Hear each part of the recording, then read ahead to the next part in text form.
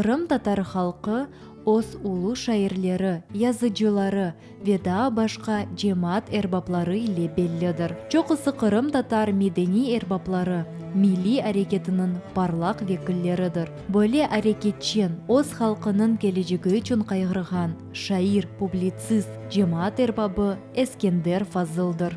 Эскендер Фазыл 1934 сенесі декабрь айында Бахчисарай районының Тау-Бадра көйінде дүнияға келді. 10 яшында олғанда Қырымдан Өзбекистанға Ташкент велиетінің Чинас районына қорандасының берабер сургун етілді. Эм оқыды, эм де çalışты.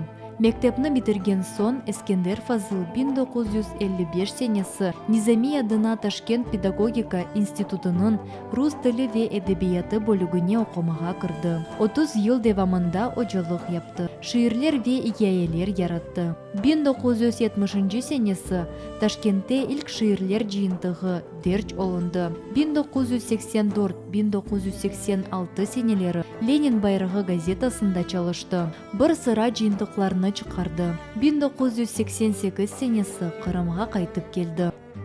Украина язычылары бірлігінің азасы олды. Қырым татар шайыры Эскендер Фазыл 2003 сенесі вефат етті.